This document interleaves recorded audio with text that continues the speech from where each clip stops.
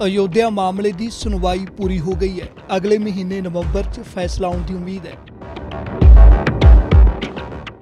Supreme court ने सारियां धिरां दीयां दलीलां सुनने तो बाद फैसला राखवा रख लिया।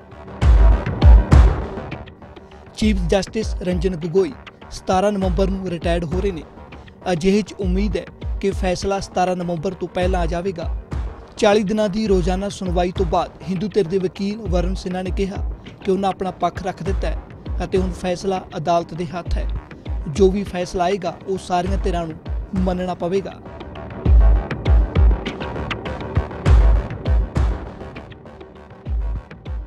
देखिए, अब तो सारे मामले पर सुनवाई पूरी हो चुकी है, जजमेंट रिजर्व हो चुका है, फैसला आना बाकी है। लेकिन यह आप अवश्य मान के चले कि प्रभु श्री राम की यह भूमि है। प्रभु राम श्री राम के जन्म स्थान के बारे में जो भी फैसला आएगा, श्री राम का वहाँ स्थापना अवश्य है। देखिए, हम लोगों ने जो अपना दलील दिया है उस दलील में बहुत स्पष्ट है और सारे हिंदू पक्ष के दलील का केंद्र है कि जो 1/3 संपत्ति दिया गया था माननीय उच्च न्यायालय के द्वारा मुस्लिम पक्ष को, वह गलत निर्णय था। वह किस तरह से गलत था, कानूनी तौर पर उस निर्णय को सही नहीं ठहराया जा सकता है। इन सारे मुद्दों पर हिंदू पक्ष ने अपना पक्ष रखा है और हमें इंतजार करना होगा कि उस पक्ष को माननीय सर्वोच्च न्यायालय किस तरह से लेती है। हिंदू धिरां दे वकील ने दावा किया कि मुस्लिम धिर दे वकील राजीव धवन ने अदालत च नक्शा पाड़िया, वो भी मंदभागा कदम सी। जो मैप हम लोगों ने दिया है अदालत के समक्ष, जो उन्होंने टुकड़ों में फाड़ दिया, यह साबित करता है फ्रस्ट्रेशन कि किस तरह से वो सबूतों को भी नहीं देखना चाहते थे, सबूतों को भी झुठलाना चाहते थे। और इस तरह से मुस्लिम पक्ष अगर अपना मुकदमा जीतना चाहता है तो उस पर कुछ कहा नहीं जा सकता, उनका फ्रस्ट्रेशन शो करता है। कोर्ट में यह हुआ कि धवन साहब जानते थे कि ये दोनों मेरी किताबें बहस शुरू होने के 1 महीना पहले जमा की गई थी।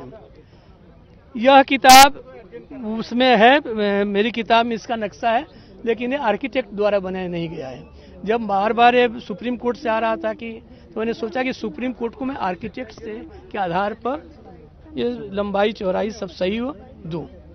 तो वे बहुत महान विद्वान हैं, इतने अनुभवी हैं, वे साक्ष्यों का महत्व समझते हैं। इसलिए उनको लगा कि यदि ये नक्शा चला गया, किताबें चली गई, तो उनका केस जो है अस्तित्वहीन हो जाएगा, दम नहीं रहेगा। इसलिए इतनी बेचैनी थी। नहीं तो उनको आपत्ति थी तो हमारे वकील विकास सिंह जी को बोल देने देते। बोलने के बाद उनको 1 घंटा मौका दिया गया है। शाम में वो बोलते कि ये नक्शा जो है आज दिया गया, इसको आप नहीं रखिए, किताबें नहीं रखिए।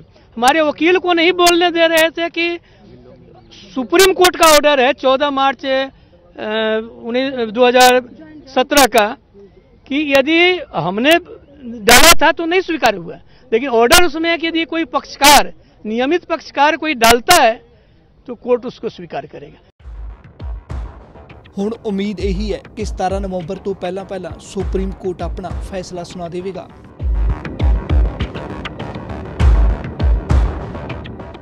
नहीं, ऐसा नहीं है। देखिए, हिंदू महासभा का एक पक्ष जो है वो बहस करना चाहता था, तो कोर्ट ने 45 मिनट का समय दिया मिस्टर CS वैद्यनाथन को और बाकी पक्षकारों को 45 मिनट का फर्दर टाइम दिया अपनी बात रखने के लिए। उस वक्त कोर्ट ने क्लैरिफाई कर दिया कि आज 5 बजे तक सुनवाई इस मामले में कंक्लूड हो जाएगी। नहीं, आज अगर कोर्ट हियरिंग कंक्लूड करती है तो ऑब्वियसली जजमेंट रिजर्व करेगी और जजमेंट लिखाने के लिए, जैसा चीफ जस्टिस ने पहले कहा है कि उन्हें 1 महीने का समय लगेगा, क्योंकि बीच में दिवाली हॉलीडेज भी हैं और chief justice of India justice Ranjan Gogoi 17 नवंबर को रिटायर हो रहे हैं, तो उससे पहले फैसला आने की पूरी उम्मीद है। देखिए, अगर ऐसा नहीं है, वो गलत फहमी है। 144 में खुद ही लिखा हुआ है कि क्या रिस्ट्रिक्शंस लगाएं। ये उस तरह का 144 नहीं है जो लोग समझते हैं कि कर्फ्यू लग गया है, वैसा नहीं है। उसमें बहुत ही कम रिस्ट्रिक्शंस है, वो उसमें मेंशन है खुद ही।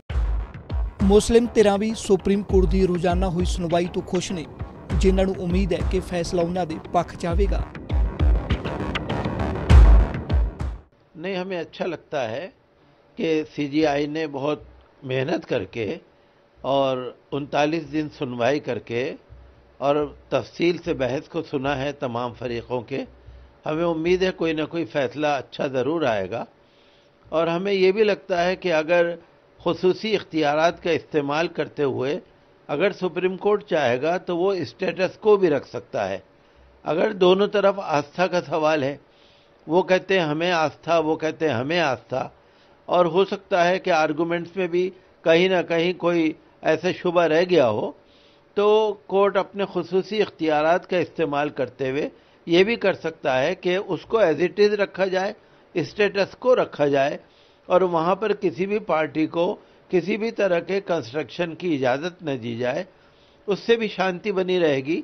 तो हम ये उम्मीद करते हैं कि सुप्रीम कोर्ट का जो भी फैसला आएगा अच्छा आएगा और हमें सबकी जिम्मेदारी है कि हम देश में अमन और शांति को बरकरार रखें।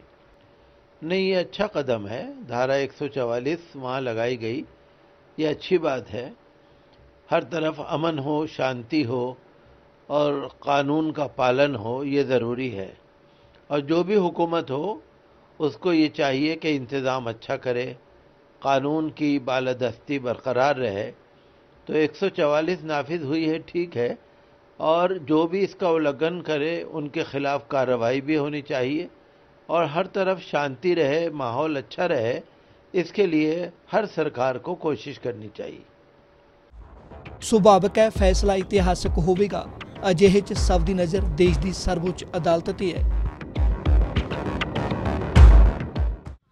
देखिए, फैसला निश्चित रूप से अलग हो सकता है। ऐसा इसलिए क्योंकि इलाहाबाद हाईकोर्ट के फैसले से तो कोई भी पक्ष सहमत नहीं हुआ था और सभी ये कहते हुए आए थे कि 1/3 नहीं, हमको पूरा हिस्सा चाहिए। सबने अपनी अपनी तरह से बातें कही हैं। ऐसे में हम ये नहीं कह सकते कि सुप्रीम कोर्ट भी इसी निष्कर्ष पर पहुंचेगा कि 1/3 हिस्सा ही दे दिया जाए।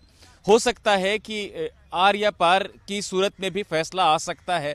तो इसके बारे में तो अनुमान नहीं लगा सकते कि वही फैसला रिपीट होगा या नहीं, लेकिन निश्चित रूप से जो फैसला आएगा, जिस गंभीरता से और जिस तत्परता से सुप्रीम कोर्ट ने सुना है, सभी पक्षों को पूरा मौका दिया है, 40 दिन सुनवाई की है, 1-1 घंटा ज्यादा सुनवाई की है, उससे यही लगता है कि जो फैसला आएगा वो अपने आप में ऐतिहासिक होगा।